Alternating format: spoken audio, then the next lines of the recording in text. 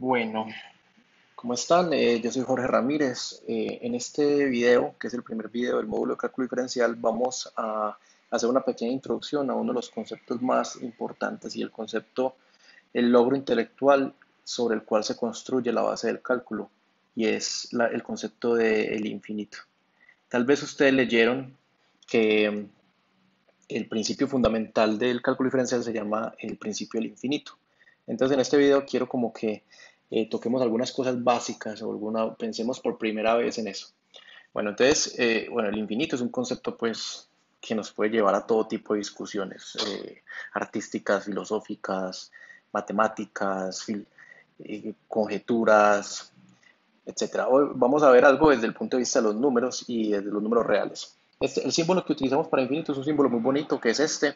A veces le ponemos un más para decir que es un número que tiende es arbitrariamente grande y positivo, y a veces le ponemos un menos, que es arbitrariamente negativo. En la recta real, el infinito, pues si esta es la recta real y aquí está el cero, estas flechas que hay acá denotan como la dirección hacia más infinito y hacia esta flecha hacia menos infinito. Bien, ok, entonces, bueno, primero que todo, quiero que ustedes vean que en los números reales básicamente está el infinito dentro de cada uno de ellos. O sea, si por ejemplo yo trato de escribir el número un tercio como un número en expresión decimal, eso me da 0.3, 0.3, 0.3. Y estos puntos suspensivos quieren decir que siguen infinitos dígitos de 3. ¿Sí? O sea, desde que escribimos números reales, tenemos en cuenta el infinito. De hecho, uno puede escribir esto como en base 10, ¿cierto? Uno lo puede escribir como, no, es que eso es 3 por 10 a la menos uno, que me da este 3, más 3 por 10 a la menos 2, que me da este otro 3, ¿cierto? El segundo, más 3 por 10 a la menos 3, y dice, bueno, es que este número es una suma infinita. O sea, uno podría decir, bueno, es que esta es la suma desde n igual a 1 hasta infinito de 3 por 10 a la menos n, ¿cierto? Este, este número acá, el enésimo término de esta suma corresponde con el enésimo dígito de ahí, ¿sí? Entonces mire que de una vez cuando hablamos de números reales hablamos del infinito, y hay cosas más drásticas todavía, es decir, por ejemplo el número pi o cualquier número irracional. Haz que el número pi es 3.1415 9, y aquí siguen es infinitos dígitos, pero esos dígitos no se repiten, ¿sí? Es decir, ¿en dónde está el dígito número 4 millones? O sea, ese dígito, ¿cuál es? O sea, lo podemos averiguar, pero después de 4 millones hay infinitos más. ¿Esos números dónde están? ¿En dónde viven? No están en la realidad, están en nuestra cabeza, existen, pero no los conocemos. Es imposible conocer todos los dígitos de pi. ¿Y para qué sirve eso? ¿Cierto? Entonces, mire que el concepto del infinito es una cosa tremenda que está inclusive en la formulación más sencilla del cálculo diferencial, que son los números reales. Bien, entonces, el principio del infinito básicamente, como lo vamos a utilizar nosotros, está basado en la idea de partir algo en muchos pedazos pequeños, de manera que me queden muchos pedazos infinitamente pequeños. Esa es como la idea. Muchos pedazos muy pequeños. Y de hecho, como dice la guía, el logro del cálculo es ser capaz de coger un problema y partirlo en muchos problemas muy pequeños y resolver cada uno de esos problemas pequeños e integrarlo. Entonces, por ejemplo, cojamos el intervalo 0, o 1, 0, 1, el intervalo de la recta real, 0, 1, ¿sí? Y, yo quiero partirlo en n partes iguales, ¿cierto? Entonces, si yo lo parto en dos partes iguales, tengo esto, ¿cierto? Y aquí estaría un medio. Si yo lo parto en tres partes iguales, estaría como un tercio por acá, dos tercios por acá. Y así sucesivamente, si yo lo parto en cuatro partes iguales, estaría aquí un medio, un cuarto, tres cuartos. Y si yo hago esto, y cada vez que pongamos estos puntos acá es porque ya estamos pensando en el principio del infinito. Yo parto de esto y lo parto en n partes iguales, me van a quedar un montón de partes, n partes, y cada una de esas partes va a tener una longitud. Por ejemplo, aquí la longitud, este medía un medio, este medía un tercio, todos estos medían un cuarto, y aquí esta longitud, digamos que va a medir x. Entonces, estas van a ser n partes iguales de tamaño x. Y la relación fundamental es la siguiente, y esto es muy sencillo, pero lo quiero escribir, es ¿cuál es qué pasa si yo cojo uno y lo parto en n partes iguales? Ah, me dan partes de tamaño x. O dicho de otra manera, ¿qué pasa si yo cojo el uno y lo parto en partes de tamaño x? Ah, me dan n partes, ¿cierto? Bien. Entonces hasta ahí, esta es la esto es lo que relaciona el número de partes con el tamaño de las partes. La idea central del cálculo es decir, bueno, ¿qué pasa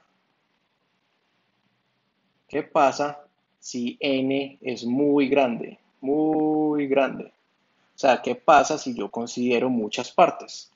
O la pregunta que es equivalente es, ¿qué pasa si el tamaño de la x es casi cero? Es decir, ¿qué pasa si mis partes son muy pequeñas? ¿Sí? Esas preguntas las vamos a escribir así. Si que n es muy grande, lo vamos a escribir como, bueno, ¿qué pasa si n tiende a infinito? ¿Y qué pasa si x es muy cercano a cero? Eso lo vamos a escribir como qué pasa si x tiende a cero. Esta flecha juega un papel muy importante en el curso de cálculo y significa es tender a aproximarse. ¿Sí? Muy bien. Entonces, por ejemplo, entonces cojamos esta ecuación. Cojamos esta ecuación. 1/x igual a x. Si n tiende a más infinito, la pregunta es, ¿qué le pasa a x si n es muy grande? ¿Sí? Entonces, hagamos un experimento, hagamos n muy grande, ¿cierto? Por ejemplo, ¿qué pasa si n es un número muy grande? Es 1.000.000. Ah, bueno, entonces x será 1/1.000.000, ¿cierto?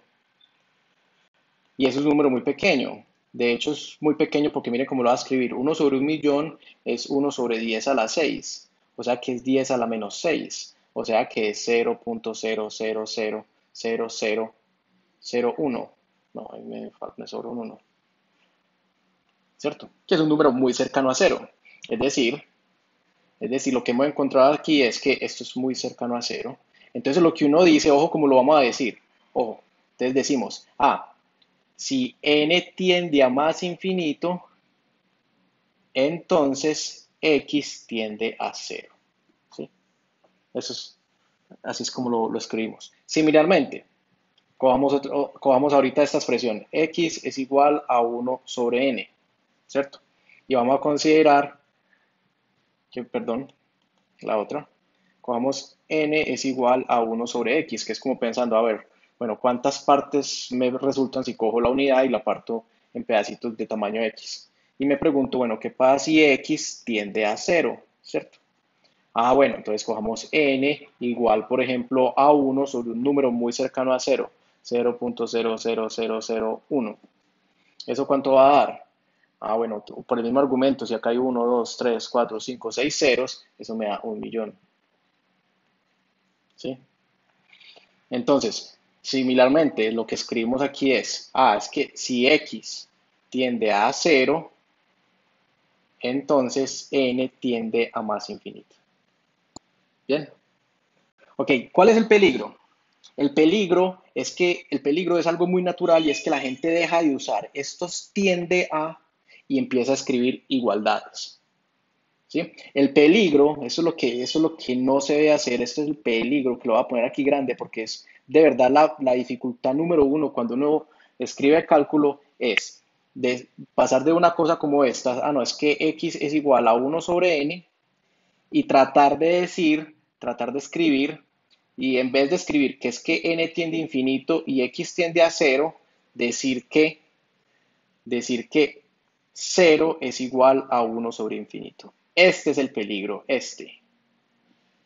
Esto es lo que no se debe hacer, ¿sí? Uno puede Esto es lo que sí se debe hacer. Esto sí, esto sí, incluyéndolo acá. Esto es lo que se debe hacer, ¿cierto? Esto es lo que no se debe hacer. Uno tiende a infinito, pero nunca es igual a infinito. ¿Sí? Similarmente, tampoco puedo decir, ah, no, es que tampoco, tampoco si yo tengo que es que n es igual a 1/x y yo sé que si x tiende a 0, n tiende a más infinito, esto está bien, lo que está mal es decir, ah, no, es que entonces infinito es 1/0. Esto es lo que está mal. ¿Sí?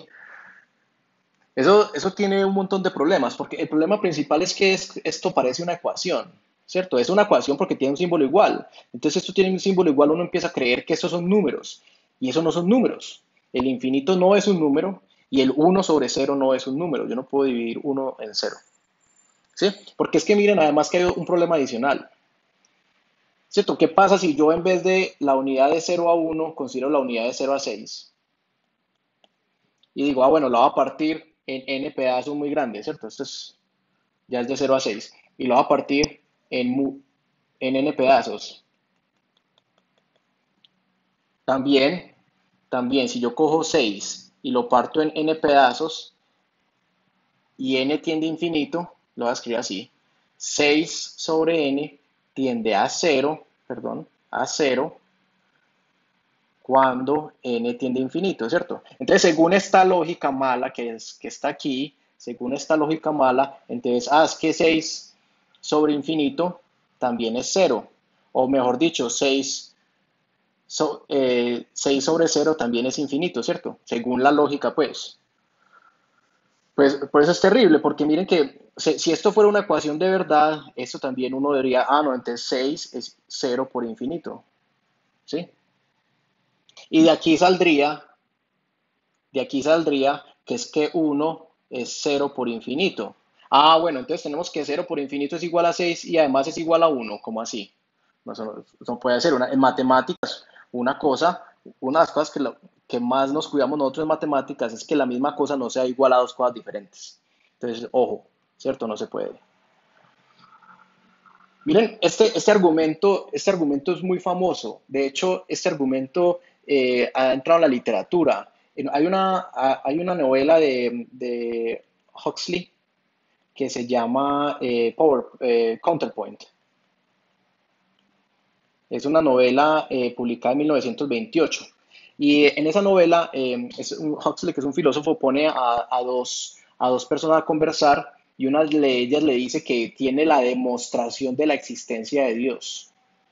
Dice, Dios existe. Y tiene la demostración matemática de la existencia de Dios. ¿Y cuál es la demostración matemática de la existencia de Dios? Esta, ¿cierto? Entonces miren el argumento a donde nos lleva. Por ejemplo, no es que según este argumento, si yo tengo 0 por infinito, me da cualquier número, ¿cierto?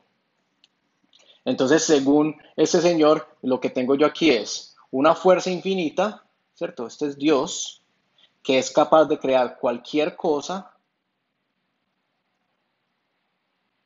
a partir de la nada, ¿cierto? Ese es el argumento de la existencia de Dios, utilizando pues esta expresión que está mala. Entonces, mucho cuidado con los huecos o con las trampas intelectuales a las que nos puede llevar el infinito, ¿cierto? Y el triunfo del cálculo reside exactamente en eso, en ser capaz de domar el infinito.